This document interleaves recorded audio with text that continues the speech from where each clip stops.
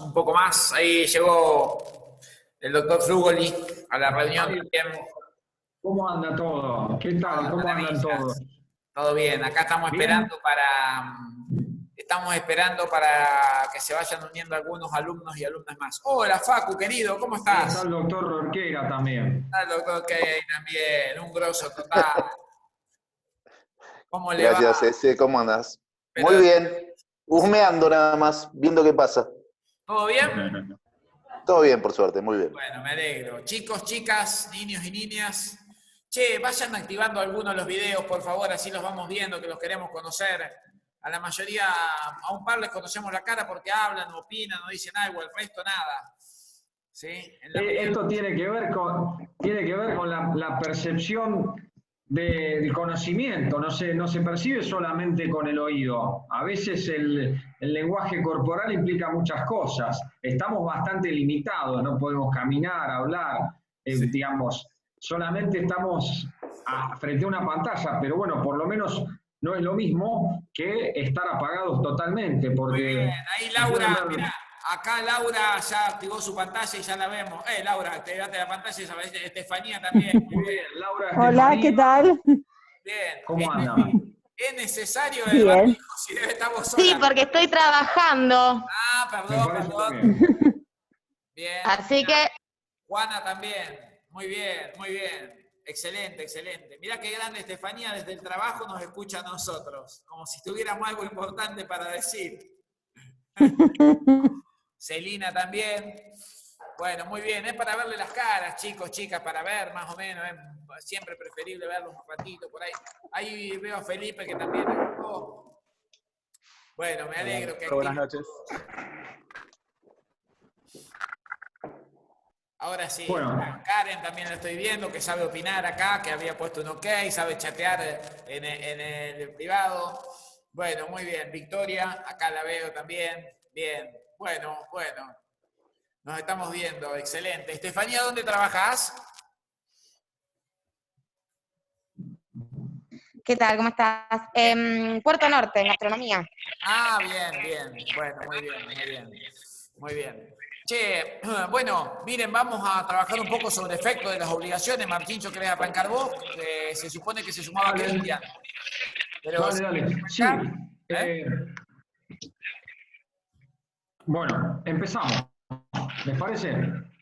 Yo voy a Perfecto. tomar algunas cuestiones que a veces señalarlos para interactuar más que nada. Por eso no lo tomen a mal si digo algún nombre. Esto tiene que ver un poquito con la eficiencia de lo que se busca. Porque si yo digo, hago una pregunta a todos juntos, lo más probable es que haya un silencio y ahí quedemos. Pero si pregunto concretamente a alguno, ya la cosa difiere. Esto tiene que ver con los efectos también de la prevención. Hay un autor que es Asiarri que justamente habla de este tema referido a la prevención. Ya más adelante, cuando se estudie derecho de daños, lo van a ver seguro. Bueno, hasta ahora estuvimos viendo la parte estructural que le llaman la mayoría de las obras. Esto es la parte en que supuestamente la obligación no se moviliza, es decir, estudiamos la estructura de la obligación, estudiamos elementos esenciales, estudiamos elementos accidentales, estudiamos la clasificación de la obligación. Los autores suelen decir, bueno, esto es la parte estructural, ¿no es cierto?, no dinámica. Ahora entraríamos en lo que es la parte dinámica. Y bien, es un poco relativo esto, ¿no es cierto?, porque al ver, por ejemplo, obligación de hacer, que la clase pasada vieron con Ezequiel, con Cristian, también se ven los efectos, con lo cual no es totalmente estático lo hasta ahora estudiado. Pero ahora es el juego más, digamos, importante o movido de lo que es la materia obligacional. Van a ver que algunos siguen hablando por ahí de efectos normales y anormales de la obligación. Bien, si ustedes ven el programa, yo lo tengo acá enfrente, que siempre es la guía fundamental en la materia y también herramienta de defensa a ustedes, van a ver que habla de efectos de las obligaciones, concepto, distinción con los efectos de los contratos y clasificación de los efectos de las obligaciones. después pasa a obligaciones respecto del acreedor, cláusula penal, sanciones conminatorias y efectos de la obligación respecto del deudor. Dentro de lo que es el código, ¿no es cierto? Tenemos básicamente 2 artículos sobre esto y después un artículo más que habla algo genérico. Estos 2 artículos dicen, bueno, efectos respecto de acreedor, efectos respecto de el deudor, ¿bien? Y esas 2 normas, 731 y 732, son, digamos, lo esencial legislado en materia de efectos de las obligaciones. ¿Hasta ahora alguna duda? Nos interrumpimos. ¿Sigo? No, por mí no. Sí, perfecto. Sí, sigamos. Bueno, nos sumamos a Laura entonces. ¿Qué pasa? La diferencia fundamental entre contratos y obligaciones. ¿Quién se anima a decirlo? A ver, Facundo o Felipe, ¿se acuerdan? Nos ponen un aprieto preguntando por el nombre.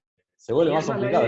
Es la idea justamente para qué, para interactuar y para que esta sea un compromiso. Siempre dice Zavale, tenemos derechos y también tenemos deberes. Bueno, ahí estamos.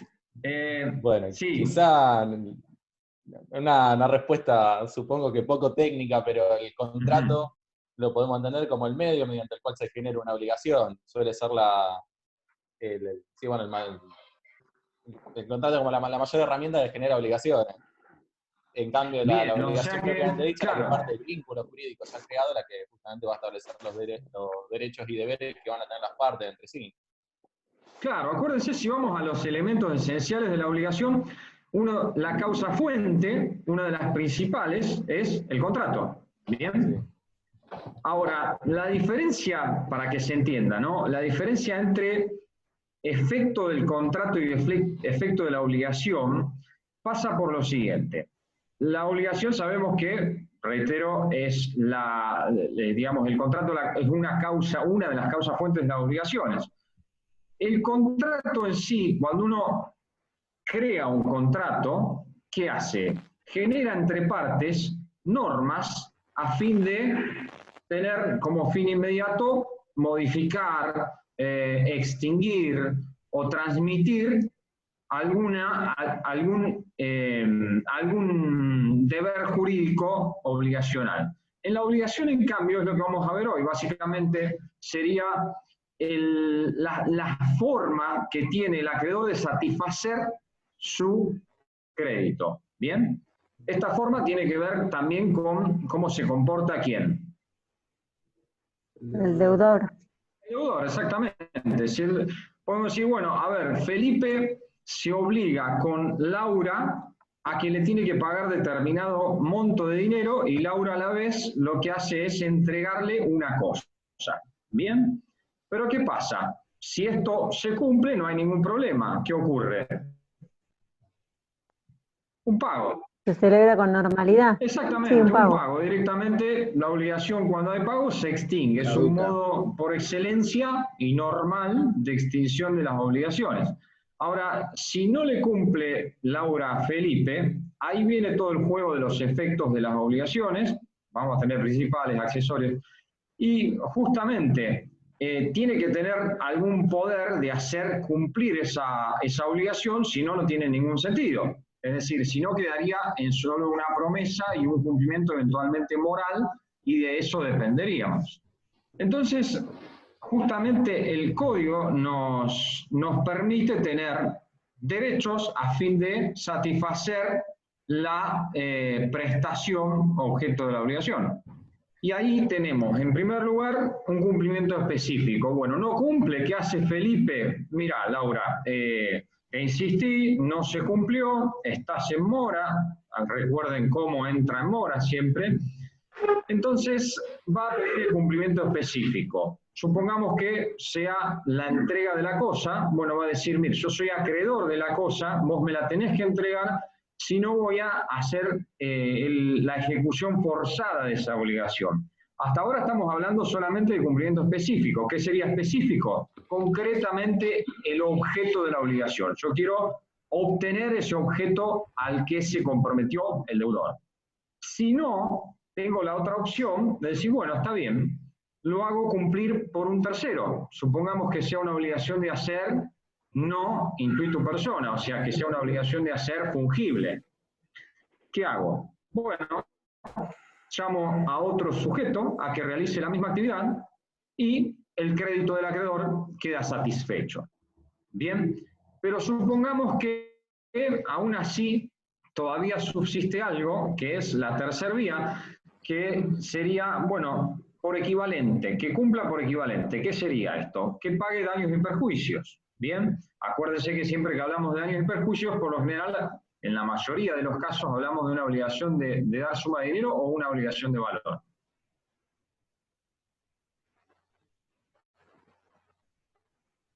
Perdón, ¿cómo no le escuché al final?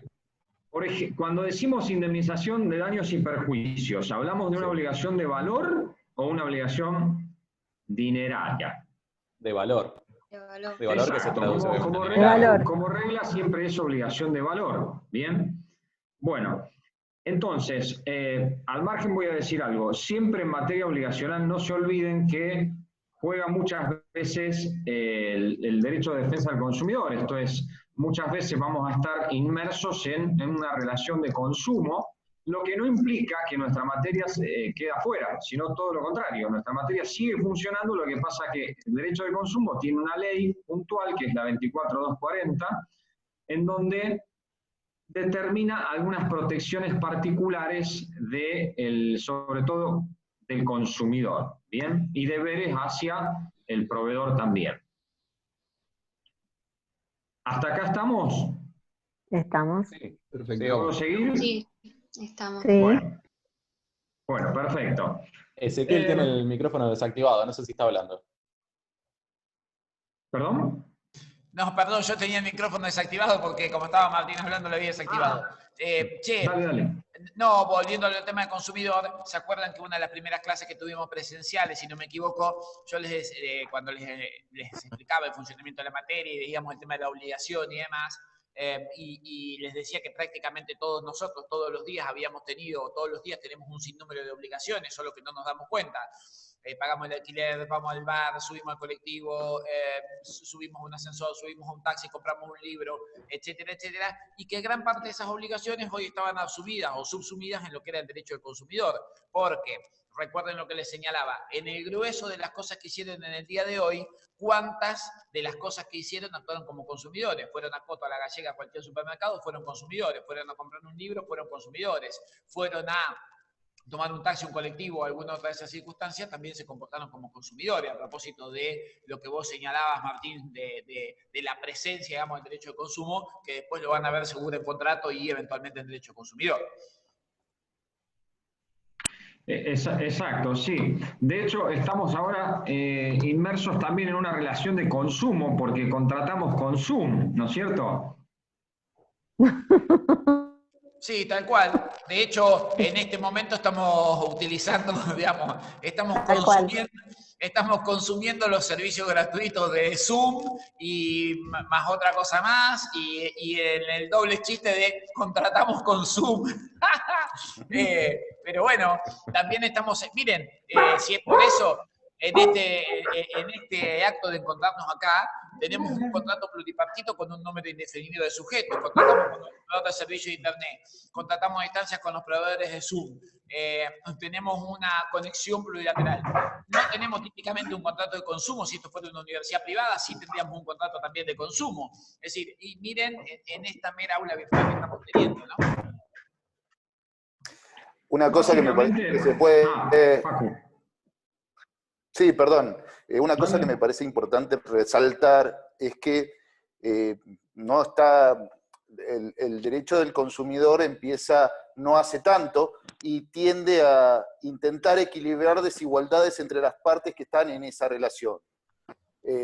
Si perdés de vista que se trata de esto, tal vez no se explique claramente por qué tiene tanto auge el derecho del consumidor en la masificación de las relaciones entre las personas y que eso genera distintos tipos de relaciones y se utiliza el derecho del consumidor a los efectos de evitar esas desigualdades en una situación de poder dada, digamos. No es una explicación la mía técnica, pero sí es una explicación que me parece que acompaña el desarrollo de la evolución de este derecho.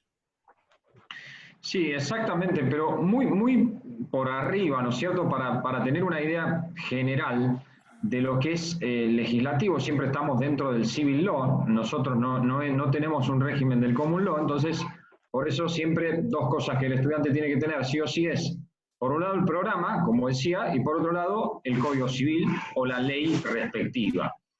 En lo que hace defensa del consumidor, los efectos básicamente están en un artículo que es el artículo 10 bis de la ley 24240, que si lo leen no va a ser en extremo diferente al 731 del Código Civil y Comercial porque se asimilan. Lo que pasa que en los derechos puntuales del consumidor, como bien decía Facundo, tiene todo un régimen legislativo que es para paliar la desigualdad estructural, ya sea precontractual, contractual y postcontractual que existe entre consumidor y los proveedores. Existe como regla, ¿no es cierto?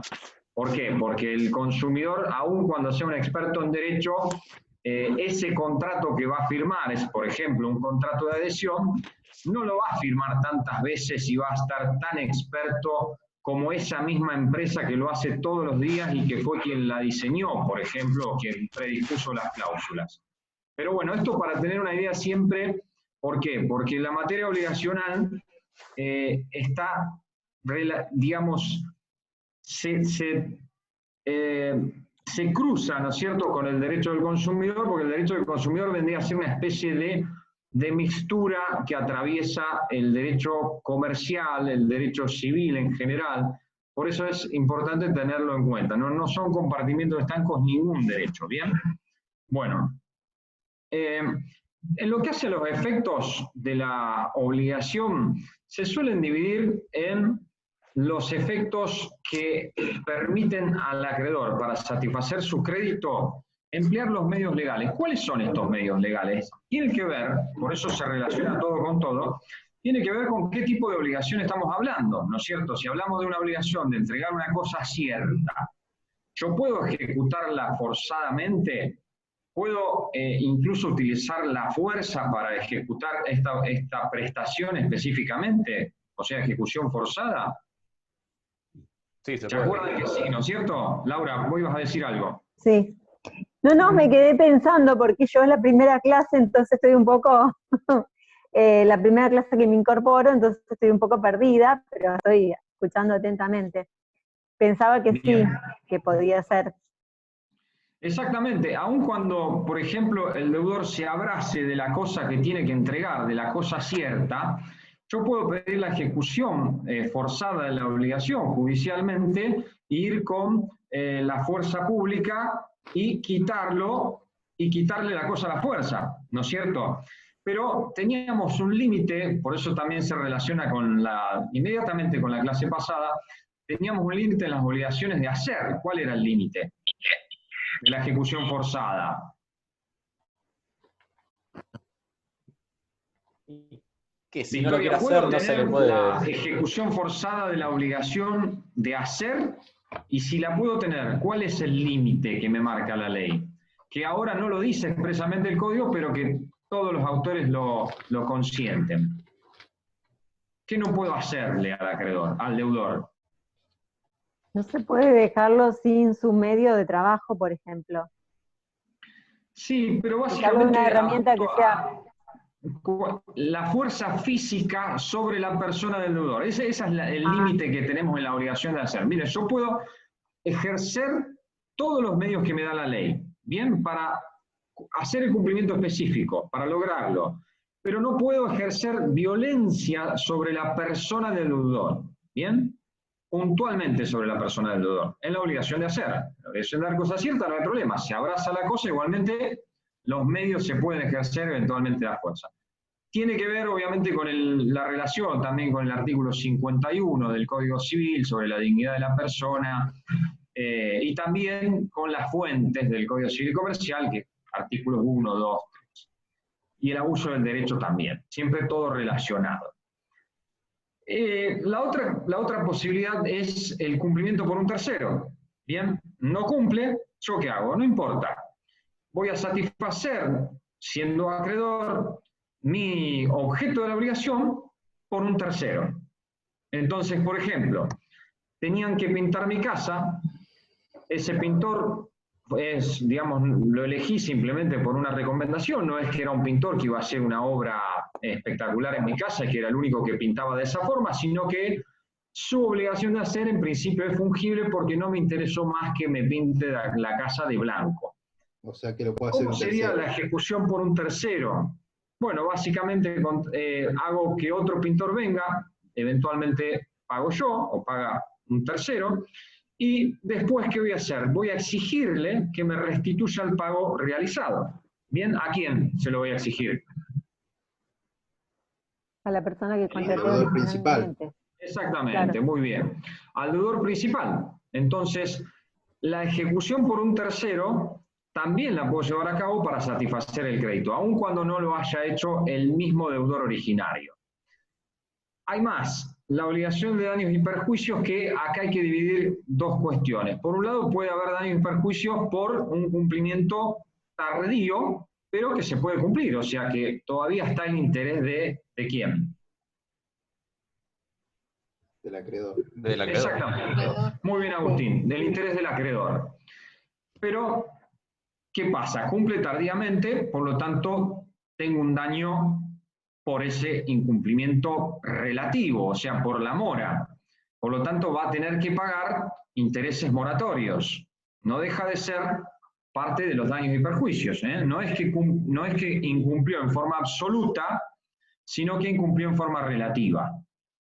Entonces, puedo hacer la ejecución específica, ejecución forzada, por un tercero, ¿bien? O la obligación de pagar daños y perjuicios. Pero estas tres facultades que tiene, derechos que tiene el acreedor, se correlacionan, no quiere decir que están separadas y que solamente elijo una y ya está. Puede haber una u otra, depende, ¿no es cierto? Yo puedo, además de hacer el cumplimiento específico o el cumplimiento por un tercero, puedo pedir que me paguen daños y perjuicios por haber cumplido tardíamente el deudor. ¿Se entiende? ¿Me siguen hasta ahí? Sí. Sí. Buenísimo. Sí. Perfecto. O sea que, por ejemplo, si el pintor que hizo el trabajo tiene que pagarle al tercero porque él no cumplió en su momento, también se le puede exigir daños y perjuicios porque, bueno, porque no lo hizo en el tiempo que lo debía hacer, ni tampoco lo hizo él. Sobre todo porque entró en mora, ¿no es cierto? Supongamos que tenía que cumplir en pintar y entregar la casa pintada o realizar la pintura el día 3 de mayo de 2020. No lo hizo, ¿bien? Y yo hago que lo pinte otro el 4 de mayo de 2020. Tengo un día y puedo decir, mira, si demuestro un daño moratorio, puedo tener derecho además a pedirle ese día de interés. Esto es exagerado, ¿no es cierto? Pero para que vean que pero bueno, el cumplimiento por el tercero está y además tiene que pagar por haber cumplido tardíamente, ¿bien? No cumplió por sí, sino que lo hice cumplir como acreedor por otro. ¿Bien? sí, Bien, perfecto. Bueno, seguimos. Este incumplimiento relativo se relaciona también con lo que se llama la cláusula penal. ¿Qué es la cláusula penal? La cláusula penal no deja de ser lo que dice la palabra, es una cláusula en la cual, ante un incumplimiento, sea absoluto o sea relativo, el acreedor o junto con el deudor pactan de decir, bueno, mira, si vas a incumplir o si alguno incumple con tal y tal obligación, lo que vamos a hacer es fijar una pena anticipada. ¿Bien? Antes que siga con esto, la obligación, cumplimiento... Celina, perdón, ¿cómo? No, si podías repetir lo que dijiste recién, porque justo no lo escuché y lo estaba anotando. Sí. Antes de repetir eso, lo que quería decir es, La obligación por un tercero, ¿no es cierto? Cuando el cumplimiento lo hago por medio de un tercero porque el deudor no cumplió, ¿bien?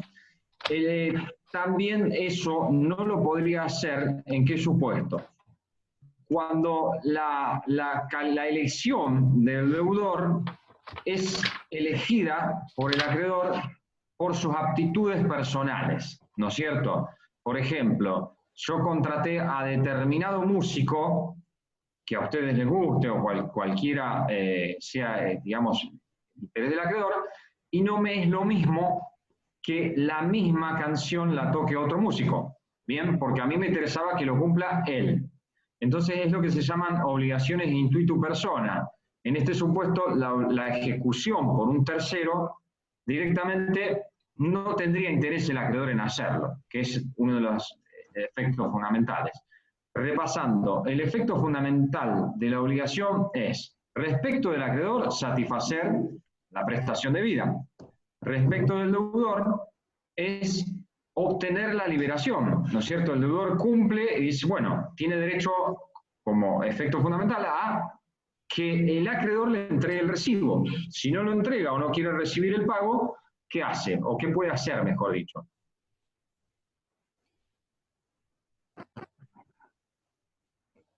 Consignar, el pago por consignación, ¿se acuerdan? Por consignación, sí, sí. Que la consignación podría ser a la vez judicial o extrajudicial.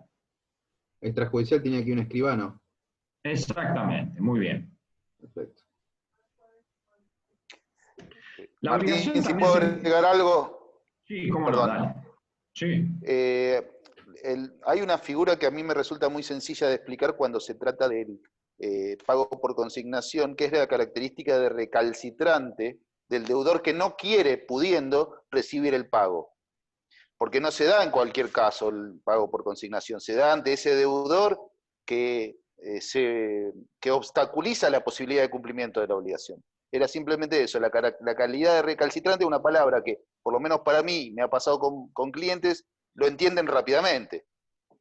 Era ese aporte sonso, pero me parece interesante. Sí, no, exactamente. Digamos, la consignación tiene unos requisitos en donde básicamente es lograr que se libere, o sea, por eso decimos, efecto principal de la obligación respecto Sí, del polo pasivo, ¿no es cierto?, del deudor, para que se pueda liberar, ¿bien?, de esta obligación asumida. Para poder consignar, hay una serie de requisitos que el código exige. No es que ante una sola negativa que me dijo por teléfono el acreedor, no, yo no te voy a recibir el pago. No, no, no. Hay que poner en mora al acreedor. Por eso ahora claramente el código distingue mora del acreedor, mora del deudor. ¿Me siguen? Sí, sí. Bueno, una cuestión también interesante, y nos quedan 7 minutos, es que el incumplimiento de la obligación puede ser ya sea por sí o por un tercero. Es decir, si yo, deudor, estoy obligado a realizar determinada prestación, sea una obligación de dar, sea una obligación de hacer o de no hacer, ¿qué pasa? Yo puedo designar a alguien en forma, ya sea por escrito o directamente encargarle a otra persona, siempre y cuando no sea una obligación de las que recién hablamos, intuito persona, y con eso me podría liberar si cumple el objeto y satisface al acreedor. Pero ahí me estaría liberando con el acreedor principal, ¿no? Porque después quedaría una obligación con el tercero.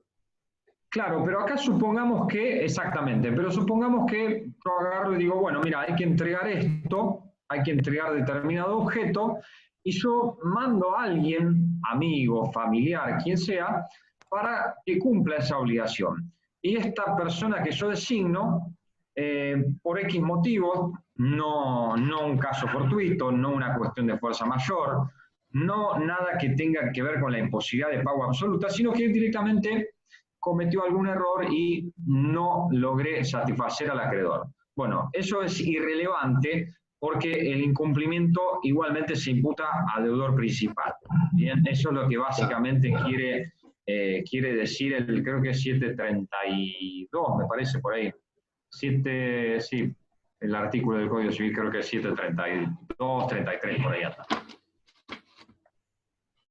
Bien, después una de las, en obligaciones recíprocas, acuérdense que muchas de las obligaciones, por eso una vez explicábamos que el polo activo y el polo pasivo de la obligación depende si se trata de una obligación unilateral, si se trata de obligaciones recíprocas, como por ejemplo la compraventa, porque si se trata de obligaciones recíprocas, que eso se va a ver más bien en contratos, yo puedo no cumplir si la otra parte no cumple o no se allana a cumplir, es decir, si el otro no colabora con lo que yo tengo que entregar, por ejemplo, que es un deber secundario del acreedor, yo puedo decir, bueno, directamente no cumplo tampoco.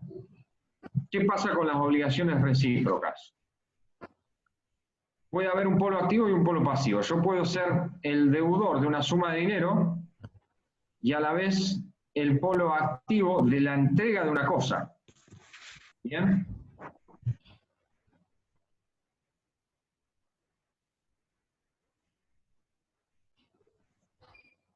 Bueno, seguimos.